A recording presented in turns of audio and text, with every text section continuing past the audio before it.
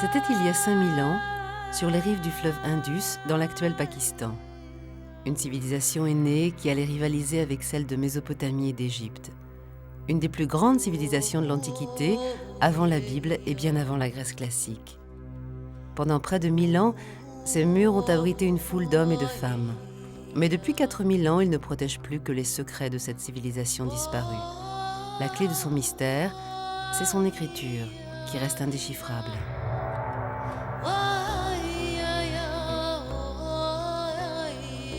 Seuls les archéologues peuvent apporter un début de vérité.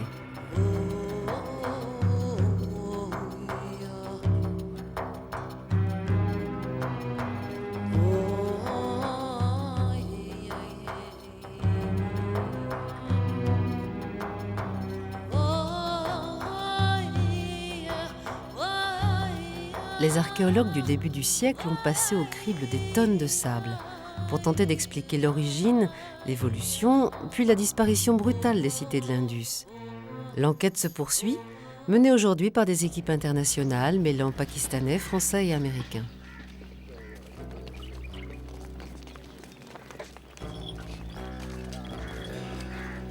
Depuis 1986, une campagne de fouilles de 3 mois par an mobilise plus de 150 ouvriers pakistanais. Mais les sites de l'Indus ne livrent pas facilement leurs secrets.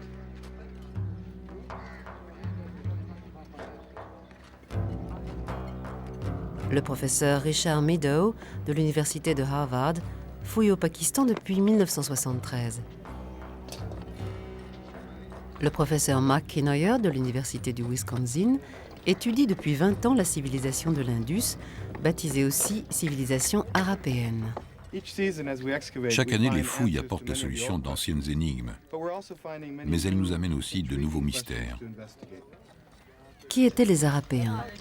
Qui gouvernait ce peuple de l'Indus? Quel dieu adorait-il? Les archéologues ne cessent de trouver de nouveaux indices, mais ces questions demeurent sans réponse.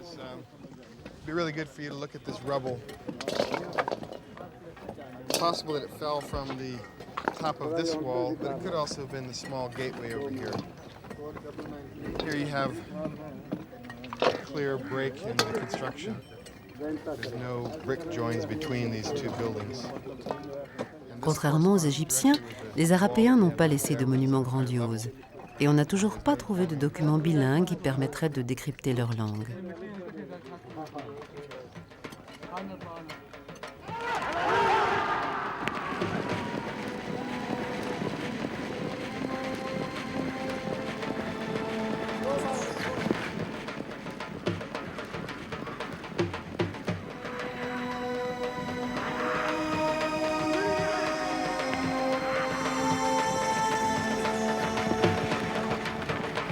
Pourtant, la civilisation de l'Indus, qui s'étendait sur un territoire plus vaste que la Mésopotamie ou l'Égypte antique, a laissé des traces de son existence dans la vie quotidienne et les paysages d'aujourd'hui.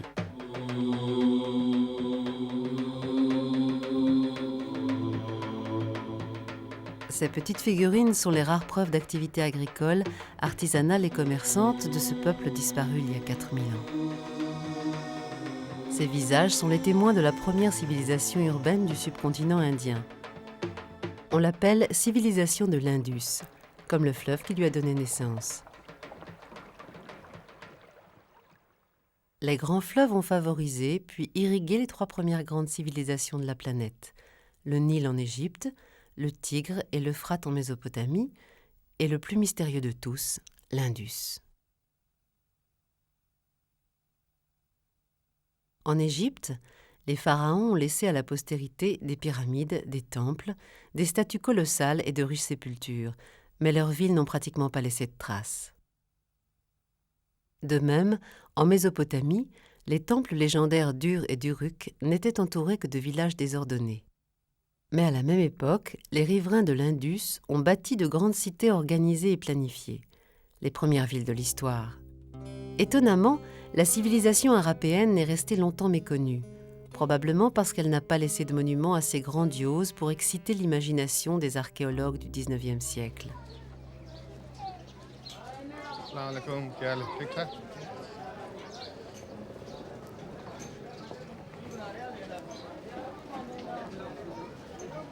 Les premiers archéologues pensaient que les peuples de l'Inde du Nord et de l'actuel Pakistan étaient les descendants d'envahisseurs venus du nord-ouest il y a 3500 ans. À présent, il est prouvé que 1000 ans auparavant, une civilisation locale absolument originale a pu se développer sur les rives de l'Indus. Il a fallu attendre 1907 pour réussir à situer la source de l'Indus. Il surgit d'une caverne que les Tibétains appellent la gueule du lion. Devenu torrent impétueux, il dévale à la rencontre de deux chaînes de montagnes qui forment le toit du monde, l'Himalaya et le Karakoram. L'Indus s'écoule ensuite à travers les plaines du Pakistan jusqu'au golfe d'Oman pour se jeter dans la mer d'Arabie. Son long tracé sinueux croise les routes empruntées aux temps historiques par tous les envahisseurs de l'Inde.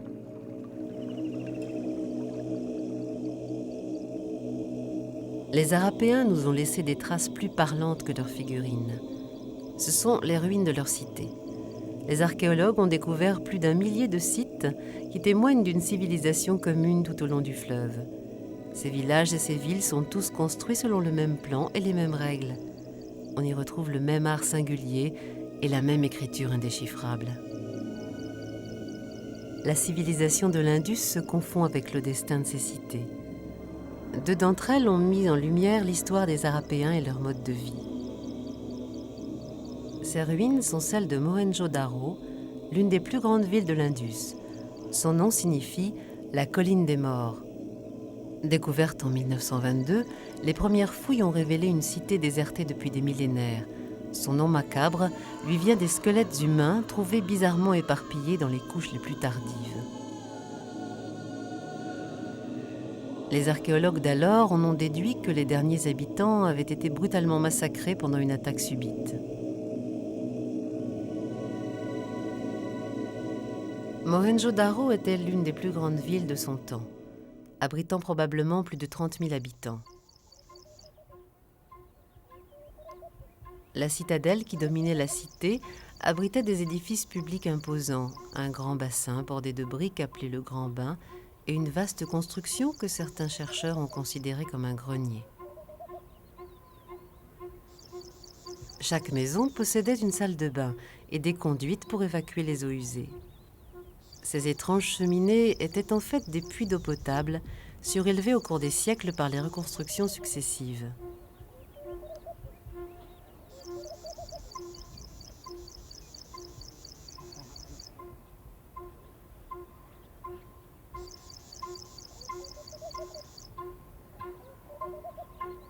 Dans le reste du monde, on n'a retrouvé aucune ville d'une modernité comparable, jusqu'à la construction de Rome 2000 ans plus tard. L'autre cité qui apporte le plus à la connaissance de cette civilisation est Harappa, sur la rive du Ravi, un affluent de l'Indus. Les archéologues américains y concentrent aujourd'hui tous leurs efforts. C'est d'après son nom qu'ils ont baptisé Harapéens les anciens habitants de la vallée de l'Indus. Une ville moderne jouxte les ruines du site antique.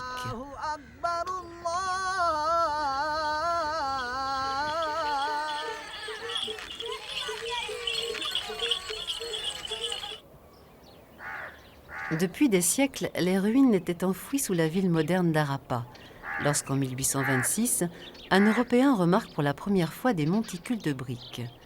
C'était un déserteur de l'armée britannique, Charles Mason, qui se faisait passer pour un ingénieur américain. De 1856 à 1872, ces briques ont malheureusement été pillées pour servir à la construction de la voie ferrée menant de Multan à Lahore. Aujourd'hui encore, les trains continuent de rouler sur ce solide matériau vieux de 5000 ans. Les ingénieurs de l'époque auraient été stupéfaits d'apprendre qu'ils pillaient et saccageaient les vestiges d'une des plus grandes civilisations de l'Antiquité. Parmi les briques, pourtant, on découvre d'étranges sceaux gravés, avec des représentations animales et une écriture d'un type inconnu.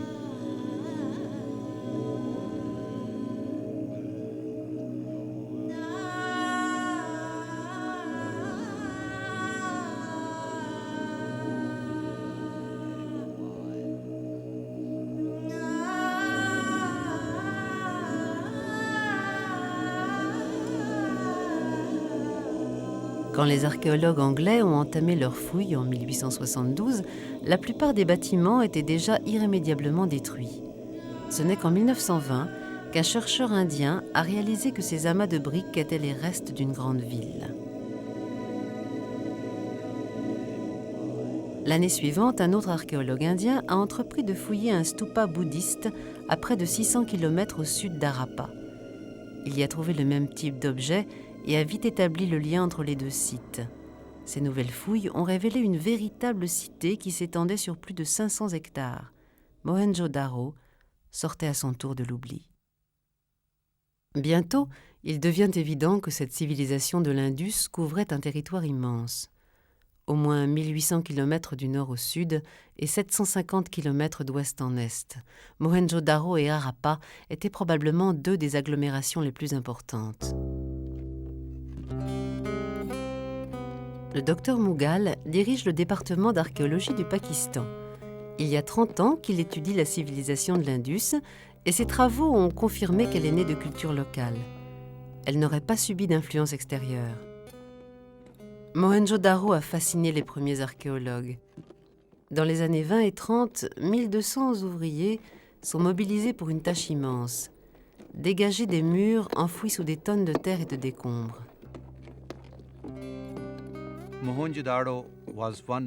La campagne de fouilles de Mohenjo-Daro a été la plus grande de toute l'histoire de l'archéologie.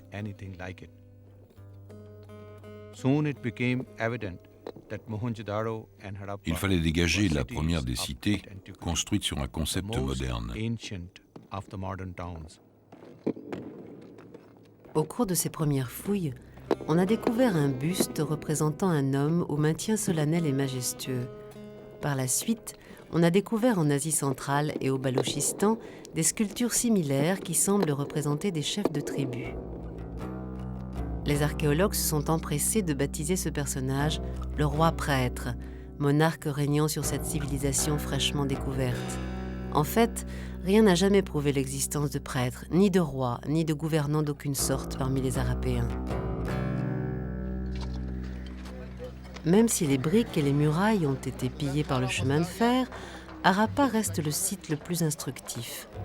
Son trésor, ce sont des monceaux de décombres intouchés, riches d'enseignements sur la vie quotidienne.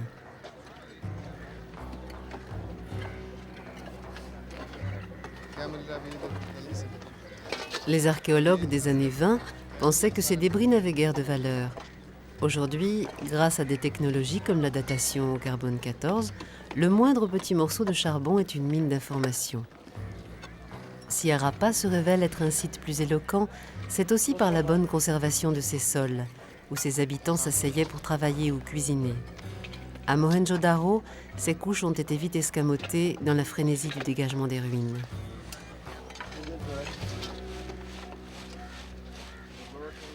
On peut voir ici comment la ville s'est développée depuis ses premières fondations jusqu'à son abandon.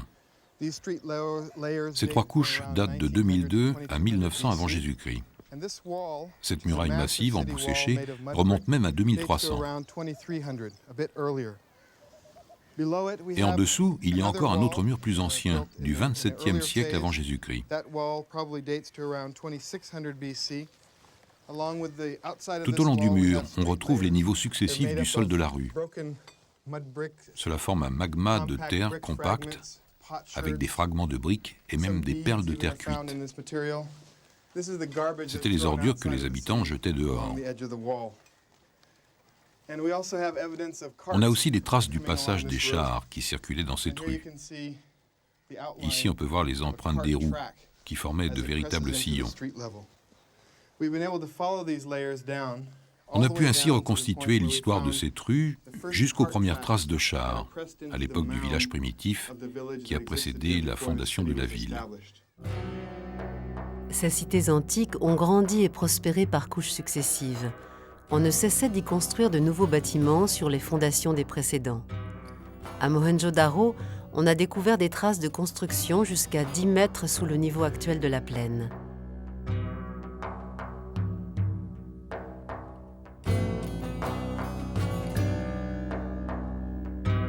À Harappa, la ville moderne s'est construite sur les ruines de l'ancienne.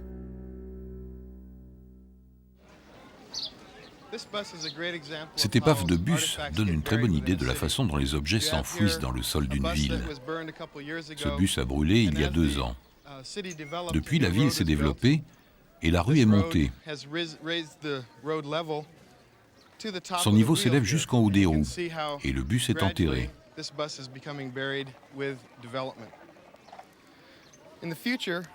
Les archéologues du futur se demanderont ce qui a pu se passer. Il est probable que le haut de la carrosserie aura été récupéré, recyclé, mais le bas restera enfoui dans le sol. La ville moderne d'Harappa nous donne de nombreux exemples de cet enfouissement progressif. Par exemple, ce bâtiment montre bien comment une maison s'enterre. Le niveau de la rue s'élève et les portes sont condamnées les unes après les autres. Avec la succession des pluies, il y a de plus en plus de dépôts. De temps en temps, la municipalité nivelle la rue et le seuil des portes finit par être recouvert. Celle-ci est déjà en partie enterrée. Celle-là l'est complètement. Cette autre porte est au début du processus. Il y a encore le cadenas dessus. Celle-là toute neuve est au-dessus du niveau de la rue. C'est la nouvelle porte de la maison. De nombreuses maisons de la ville moderne ont été construites avec les briques récupérées dans les ruines d'Harappa. Du haut d'une des plus hautes maisons, on peut voir que les quartiers modernes sont une extension de la cité antique.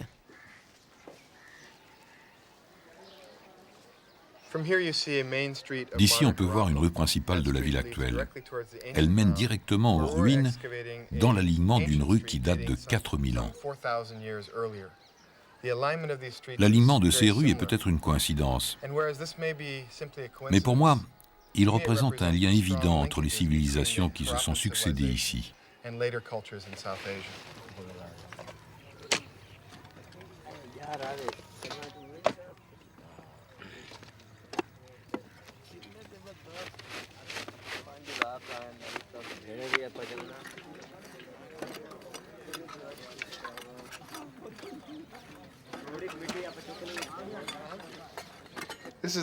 Ça, c'est le sol naturel, 2800 ans avant Jésus-Christ. Il a fallu plus de 2 mois aux archéologues pour traverser 5000 ans de couches superposées et atteindre le sol naturel de l'époque.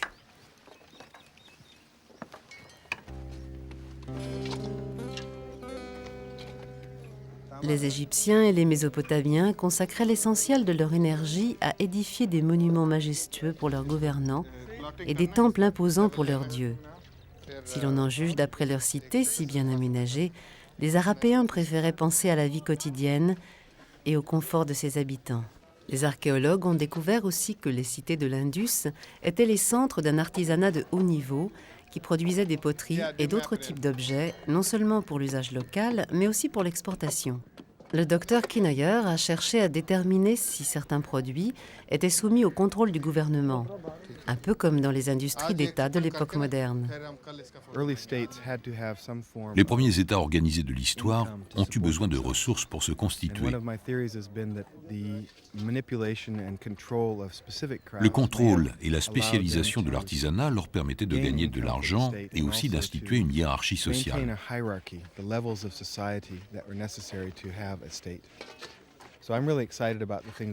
Je suis très passionné par ce que je suis en train de découvrir ici.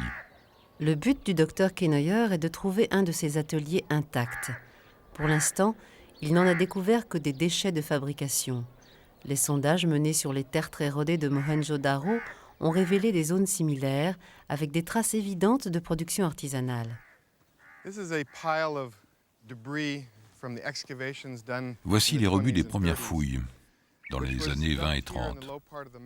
Le bas de ce tertre est jonché de débris provenant d'activités artisanales.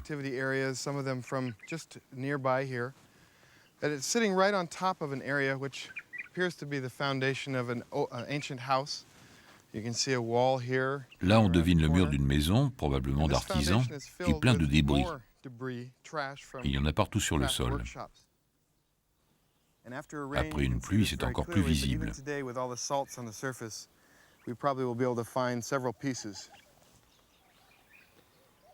Ici, vous voyez des scories de cuivre. Là, une perle de stéatite très fine. Ici, une autre perle cylindrique, en cornaline. La couleur montre qu'elle était inachevée, pas encore cuite. À Harappa, les déchets de production artisanale sont éparpillés sur le sol et peuvent être examinés en cours de fouille.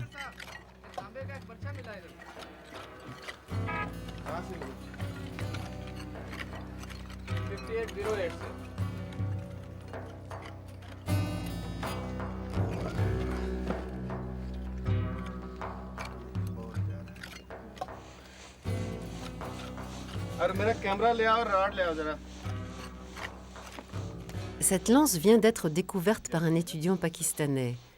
C'est une des rares armes trouvées à Harappa.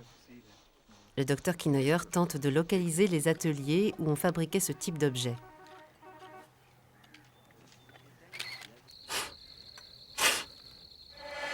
Les déchets sont précieux car on en trouve abandonnés à différentes étapes de leur processus de fabrication. On peut ainsi reconstituer le travail des artisans, les matériaux et les méthodes mises en œuvre dans la production de perles ou d'outils en métal. Cette recherche peut aussi aider le docteur Kinoyer à retrouver l'emplacement des ateliers. Pour leurs outils et leurs armes, les Harapéens utilisaient principalement le cuivre et le bronze. Ils fabriquaient des haches plates et oblongues, des ciseaux, des couteaux, des lances et des pointes de flèches, en métal ciselé et martelé. Le docteur Kinoyer a réussi à fabriquer cette tête de lance, identique à celle trouvée dans les fouilles. Il s'intéresse particulièrement aux déchets qu'il produit lui-même par ce genre de reconstitution. Il pourra les comparer aux débris des ateliers antiques.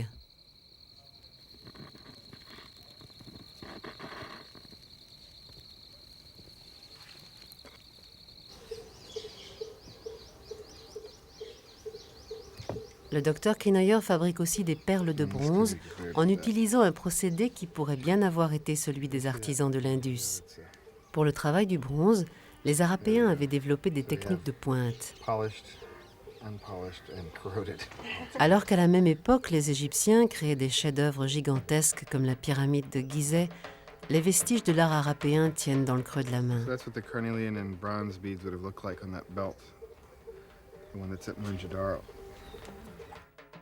Ces longues perles de cornaline font partie d'une ceinture trouvée à Mohenjo-Daro. Elles prouvent le niveau technique exceptionnel des ateliers de l'Indus. Les femmes arboraient ces parures et les léguaient à leurs filles. Aujourd'hui encore, les bijoux d'or et d'argent se transmettent ainsi de génération en génération.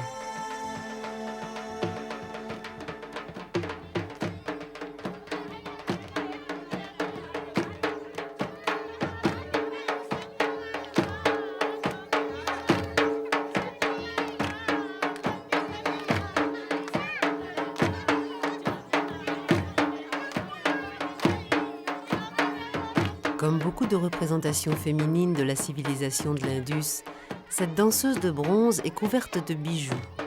Les Pakistanaises actuelles ont hérité le goût de leurs ancêtres pour ces lourdes parures.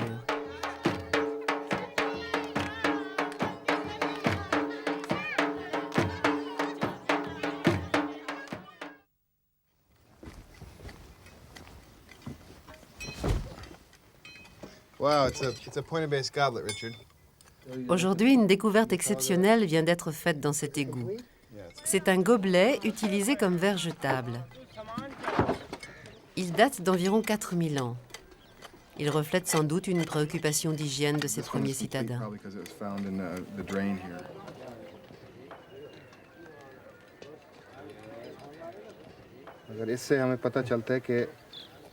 Harappa ज़माने के कारीगर ने कैसे-कैसे इनके खिलौना बनाया। ठीक है, अभी जब बनाएंगे तो लंबा कर देंगे। ठीक है। Mohamed Nawaz est potier à Harappa. Il travaille avec notre équipe depuis 9 ans pour nous aider à comprendre la technologie des céramistes de l'Antiquité. Ces figurines, c'est lui qui les fabrique.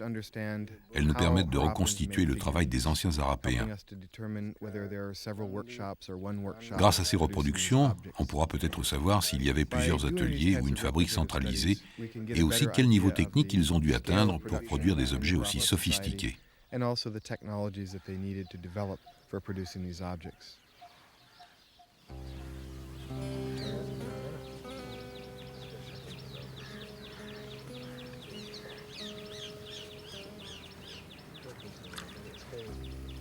Ici encore, les chercheurs tentent de reproduire les techniques du passé afin d'en savoir plus sur la fabrication de la poterie harapéenne. Selon certains spécialistes, c'était une production à la chaîne, utilisant des tours de potier très proches de ceux que l'on voit encore dans les zones rurales du Pakistan.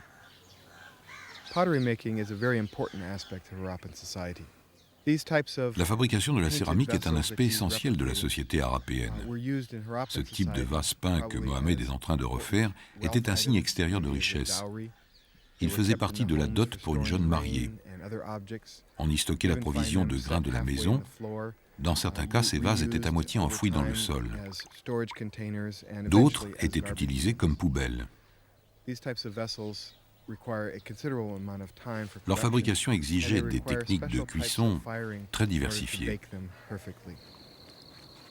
Des fours spécialement conçus permettaient aux potiers harapéens de cuire leur poterie à des températures précises, entre 1400 et 1600 degrés, afin d'obtenir des dessins noirs inaltérables et une engobe rouge lustrée.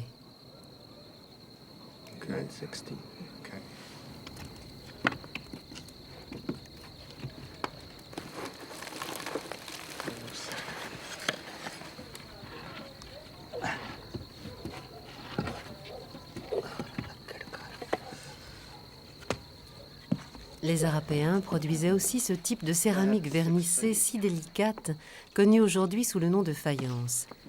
Ici, le docteur Kinoyer et ses étudiants tentent de percer le secret de leur vernis bleu-vert en se servant d'un four à bois semblable à ceux qu'on devait utiliser à l'époque.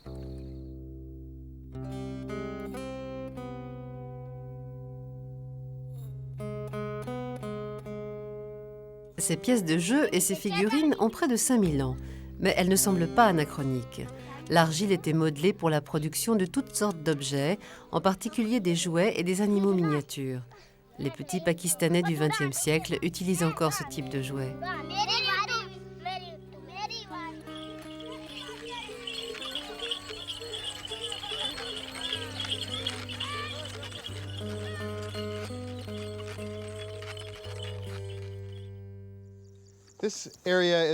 C'est ici qu'on a commencé à fouiller en 1989-90 pour retrouver le village primitif qui existait avant la ville. Il y a les murs des maisons avec les couches successives de débris. On trouve aussi des poteries calcinées ou trop cuites, ce qui suggère qu'elles étaient fabriquées ici. On a retrouvé un petit four avec tout autour des bouts de bracelets vitrifiés.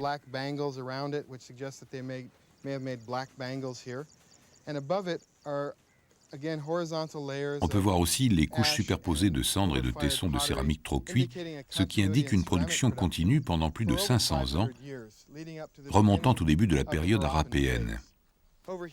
Et là, nous avons un four beaucoup plus grand, datant de 2400 avant Jésus-Christ. On ne l'a fouillé qu'à moitié. Il faudra encore beaucoup de temps pour en examiner le contenu. On voit quelques parties en bon état, comme l'arrière du four, avec les bouts de poterie encore pris dans la terre. Le docteur Rita Wright a étudié la fabrication de la céramique à Harappa et dans d'autres sites de la vallée de l'Indus, mais aussi en Mésopotamie pour comparer les techniques de communautés différentes. Son but est de définir le rôle des femmes harapéennes dans la production de poterie et de figurines en argile.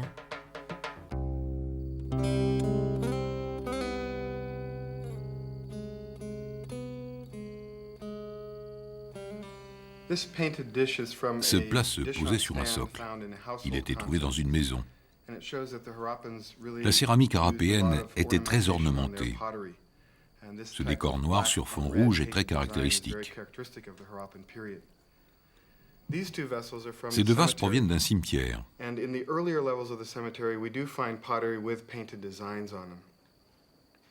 Ils montrent qu'il y a eu une évolution dans les pratiques rituelles.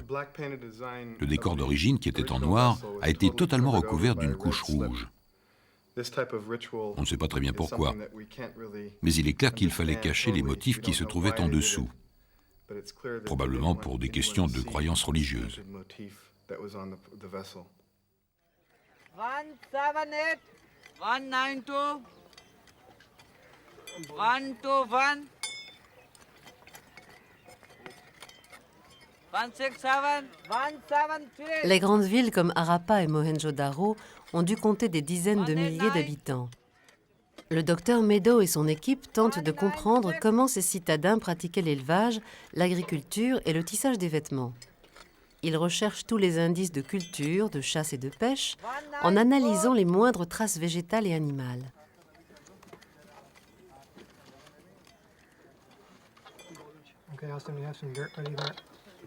Pendant de longues années, le docteur Meadow a étudié la domestication des animaux et des plantes dans les sociétés antiques. Les bêtes étaient peut-être parquées en troupeaux dans les plaines en attendant d'être abattues pour leur viande. Les céréales exigeaient un travail plus intensif. Il fallait semer, moissonner, battre, stocker le grain et ensemencer pour l'année suivante. Dès les premières fouilles à Mohenjo-Daro et Harappa, on a identifié de vastes concentrations de bâtiments qui semblent être des greniers, où la récolte était conservée en commun comme une sorte de trésor public. Dans les greniers des deux villes, on a remarqué sous les magasins proprement dits des passages qui permettaient l'aération. À Harappa, près des greniers, on trouve des plateformes de briques qui supportaient sans doute des mortiers de bois pour moudre le grain. Ici, à Harappa, on a trouvé cet énorme bâtiment, interprété par les premiers archéologues comme étant un grenier. Il comporte une douzaine de salles de part et d'autre d'un grand couloir. On a trouvé une construction du même type à Mohenjo-Daro, avec à peu près la même surface au sol et des pièces de taille comparable. Mais ici, la construction était plus imposante. Était-ce vraiment un grenier ? Difficile à dire. Les premiers archéologues n'ont pas récolté assez d'informations pour le prouver. On pourrait imaginer aussi bien un temple qu'un palais. Les archéologues commencent à mieux connaître la vie quotidienne des Harapéens. Nous savons qu'ils cultivaient le blé et l'orge pour fabriquer du pain, de la bouillie et même de la bière.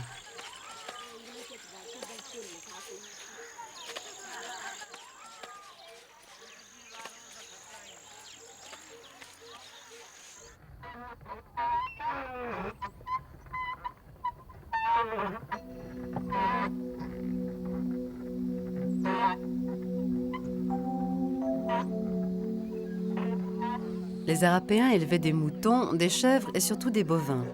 Le plus répandu était le zébu à bosse, celui qu'on rencontre aujourd'hui encore partout en Asie. Il est bien adapté au climat chaud et semi-aride. On l'utilisait à la fois pour son lait, pour le battage du grain, pour les labours et la traction des chars. Comme leurs lointains ancêtres, les habitants de Mohenjo-Daro continuent d'utiliser les bœufs pour tirer les chars. Après la moisson de printemps, toute la population se rassemble pour parier sur les courses de chars à bœufs.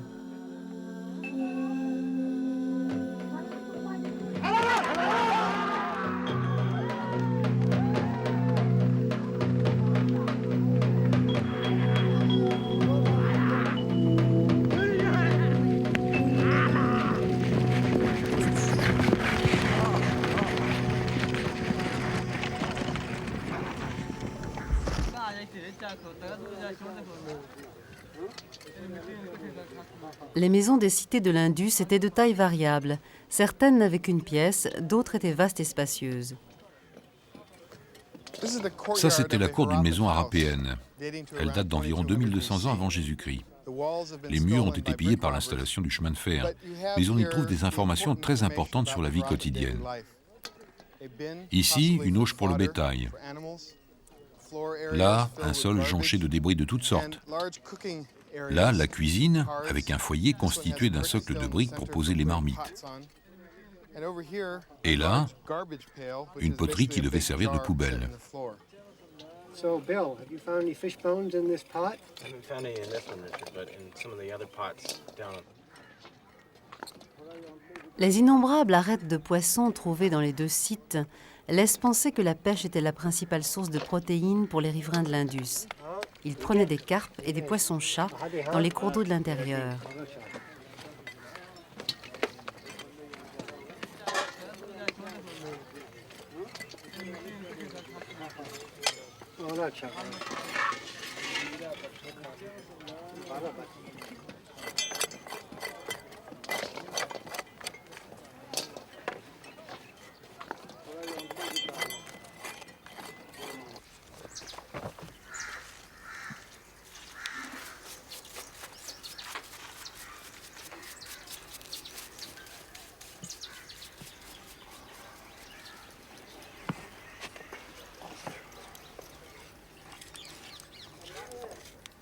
Cette os trouvée par le docteur Meadow confirme que la chasse au rhinocéros était largement pratiquée. Cet animal était très recherché pour sa viande, mais aussi pour sa peau qui pouvait servir à recouvrir le mobilier ou faire des boucliers. Les sceaux de l'Indus, on les reconnaît tout de suite à cause des représentations d'animaux et l'écriture indéchiffrable. Ils étaient certainement utilisés par les commerçants pour sceller leurs marchandises exportées très loin. On les retrouve jusqu'en Asie centrale et en Mésopotamie. Mais ils témoignent aussi des échanges très intenses entre toutes les cités de l'Indus.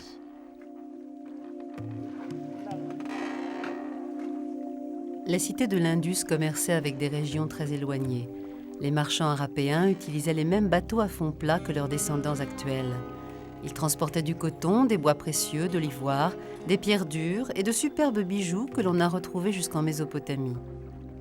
Vers 2200 avant Jésus-Christ, des cités comme Ur abritaient une colonie de marchands et d'artisans arapéens. Ce commerce avec la région du golfe arabo-persique représente un des premiers échanges extérieurs pour la culture de l'Indus. Et il est frappant de retrouver les mêmes produits dans le commerce actuel entre l'Irak et le subcontinent indien.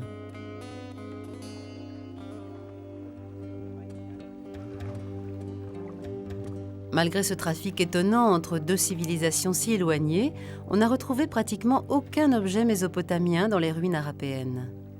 Cette absence d'importation renforce la thèse des archéologues qui pensent que la Mésopotamie a très peu influencé la civilisation de l'Indus.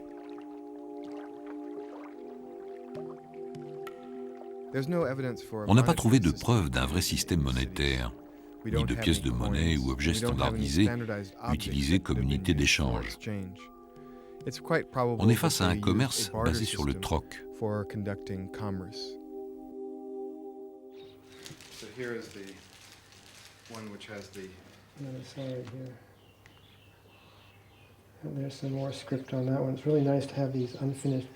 Pour fabriquer ces seaux à base rectangulaire ou carrée, on découpait une pierre ponce avec une scie. Puis on gravait soigneusement le motif et l'inscription avec des outils de pierre dure ou des ciseaux de métal.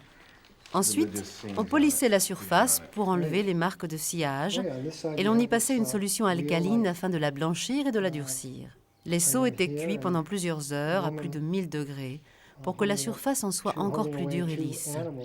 Cette technique de fabrication des seaux ne se retrouve nulle part ailleurs que dans la vallée de l'Indus. Comprendre ces signes, ce serait ouvrir une nouvelle fenêtre sur cette civilisation. De toutes les grandes civilisations de l'Antiquité, c'est la seule dont on ne sache pas encore lire l'écriture. Pour les Égyptiens, les Mésopotamiens, les Chinois, les Grecs et même aujourd'hui les Mayas, les archéologues peuvent confronter leur travail au texte. Presque tout ce qu'on sait de ces peuples vient de ce qu'ils ont écrit sur eux-mêmes. Pour la civilisation de l'Indus, on ne peut que deviner.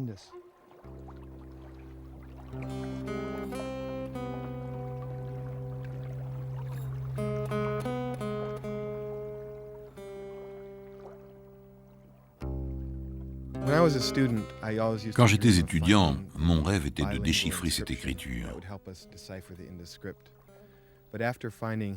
Mais après avoir trouvé et étudié en vain des centaines de sceaux, j'en suis venu à me demander si ces marchands arapéens ne voulaient pas que leurs inscriptions restent secrètes. Peut-être que c'étaient des messages codés entre les membres de leur communauté. Qui gouvernait les Arapéens? Quelle était leur religion, leur conception du monde? C'est l'un des plus grands mystères actuels de l'archéologie. On n'a trouvé aucun édifice dont la fonction religieuse soit prouvée. Il n'existe pas plus de traces d'un culte domestique ni de rituel organisé. Les hypothèses imprudentes des premiers archéologues au sujet du roi prêtre restent sans fondement. Ce barbu au visage sévère n'était probablement ni grand prêtre ni roi. Ce qui est encore plus étrange à une époque si violente, c'est qu'on n'a jamais trouvé aucune représentation de guerrier. L'art de l'Indus ne montre pas la moindre image de combat ou de chef triomphant. Pourtant, les centaines de cités de la vallée de l'Indus étaient si bien organisées, si semblables et si riches, qu'il a bien fallu un pouvoir fort capable de les administrer et de les protéger. Il y a quelque chose que je voudrais vous montrer de vraiment mystérieux. Ce chemin conduit à une vaste plateforme de briques.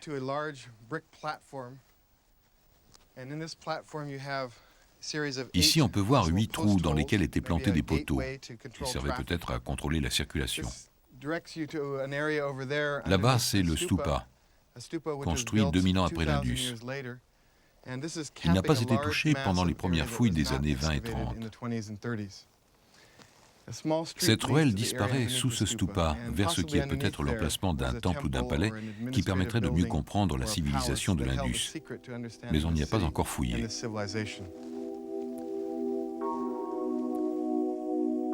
Les archéologues n'ont jamais fouillé sous le stupa bouddhiste de Mohenjo-Daro. Mais l'étude attentive des objets exhumés dans les grandes cités, comme dans les sites les plus modestes, a permis d'imaginer un peu comment était structurée la société de l'Indus.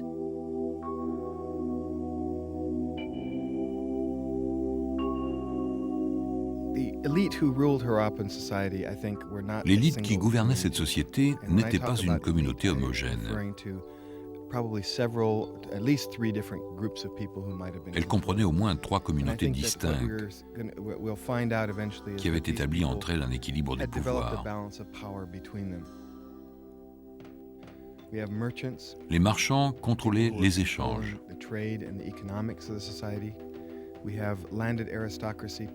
L'aristocratie possédait les terres, supervisait l'agriculture et l'élevage. Mais il y avait sans doute aussi une certaine élite qui réglait les pratiques religieuses et détenait le pouvoir idéologique, la communication avec les dieux.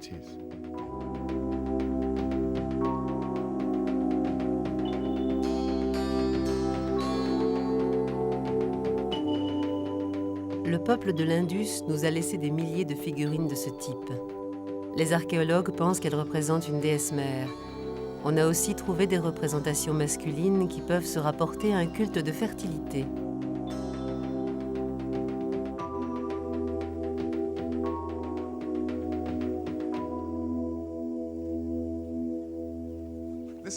Voici encore un bâtiment très important de Mohenjo-Daro. Les premiers archéologues ont pensé que c'était un temple. On y a trouvé ce cercle de briques et on a pensé qu'il entourait un arbre sacré. De part et d'autre, il y avait 2 escaliers qui menaient à une autre cour.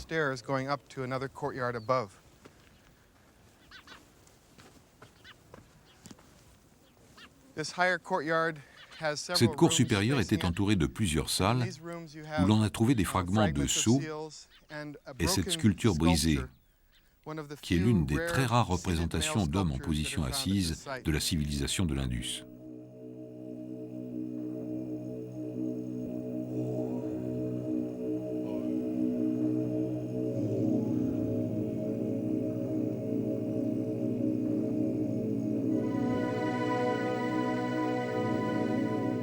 Les pratiques funéraires de l'Égypte ancienne étaient si raffinées qu'on a pu dire que les morts y étaient mieux logés que les vivants. En Mésopotamie, les rois dépensaient leur fortune pour construire des temples à leurs dieux. Mais dans la civilisation de l'Indus, toutes les sépultures étaient identiques. Les archéologues en étaient arrivés à imaginer une société exceptionnellement égalitaire. Ils ont compris aujourd'hui qu'elle était constituée de différentes classes sociales.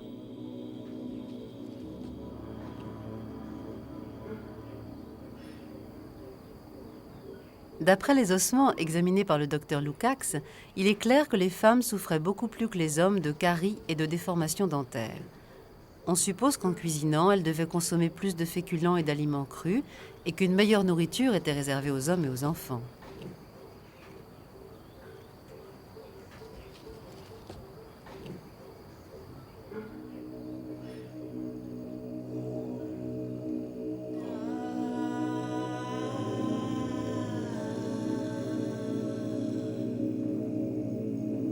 Il semble que les gouvernants des cités de l'Indus ont dominé cette immense vallée pendant plus de 700 ans, mais qu'un événement historique a précipité leur déclin et l'abandon de ces villes. Longtemps, les chercheurs ont cru que c'était le résultat d'une invasion brutale et massive.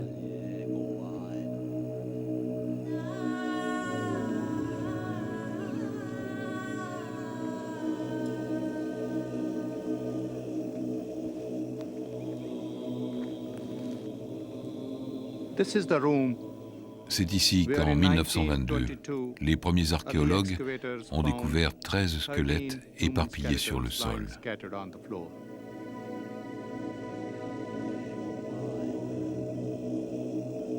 Plusieurs autres squelettes ont été trouvés dans des maisons et à même la rue dans toute la ville. Les premiers fouilleurs ont pensé qu'il s'agissait des victimes d'un massacre abandonnées sans sépulture.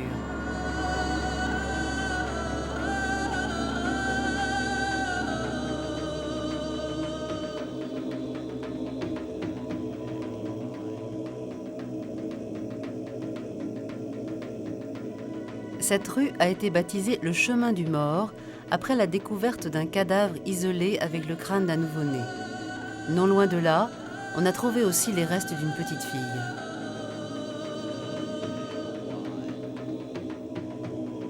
On a cru longtemps que ces squelettes trouvés dans les couches supérieures étaient les victimes d'un massacre ou même d'un génocide qui aurait mis fin à la civilisation de l'Indus.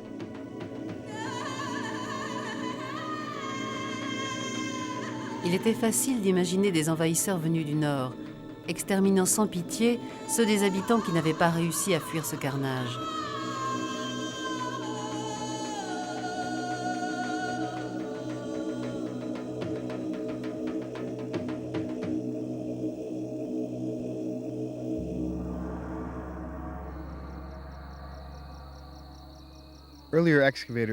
Les premiers archéologues ont avancé plusieurs hypothèses sur la fin de la civilisation de l'Indus. Déforestation, irrigation excessive avec accumulation de sel, inondation. Aujourd'hui, toutes ces théories paraissent trop simplistes ou même carrément fausses. Quant aux fameux squelettes, ils ne sont pas les preuves d'un massacre final et ils ne peuvent pas correspondre à la fin de cette civilisation.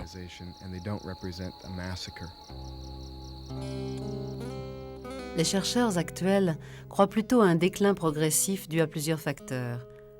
L'Indus et ses affluents ont sûrement changé de cours. Certains sites ont été asséchés, d'autres submergés. Les populations affamées se seraient réfugiées dans les grandes villes comme Harappa et Mohenjo-Daro, causant ainsi une surpopulation et une crise urbaine un peu comparable à celle de cette fin du XXe siècle. Ici, nous marchons dans la rue principale de Mohenjo-Daro. Voici les murs des maisons qui l'abordaient. Ils représentent plusieurs siècles de reconstruction successives. Cette continuité parfaite du plan d'urbanisme prouve que pendant cette longue période, les Harapéens ont su maintenir cohésion sociale et stabilité politique. C'est tout à fait exceptionnel pour l'époque. Ensuite, l'ordre social s'est disloqué. On voit ici des plateformes et des fondations débordant sur la rue qui prouvent le déclin de la cité. Après, au niveau supérieur, on construit n'importe où. C'est la période finale de la ville, vers 2000 à 1900 avant Jésus-Christ. En même temps, de nouvelles formes de culture et d'élevage apparaissent dans les dernières périodes. Des bêtes de somme, comme le chameau et le cheval, permettent à la population de se disperser dans la campagne. De nouvelles céréales, comme le riz et le millet, assurent sa subsistance. Et les villes deviennent inutiles.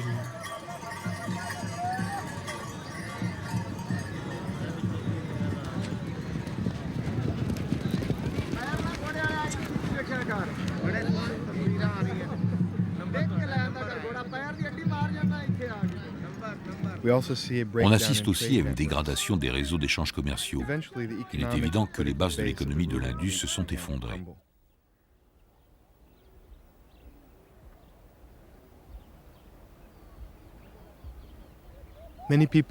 On a souvent comparé les bateaux à fond plat qui naviguent encore sur l'Indus à celui qui figure sur ce sceau de Mohenjo-Daro.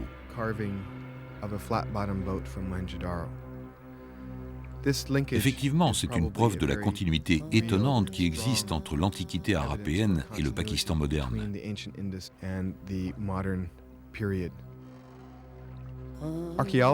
Les archéologues veulent comprendre ce qui a fait l'originalité de cette civilisation entre les contraintes d'un environnement qui n'a pas beaucoup changé et des choix culturels qui sont souvent les mêmes 4000 ans après. Ce fleuve emporte avec lui les secrets de la civilisation née sur ses rives.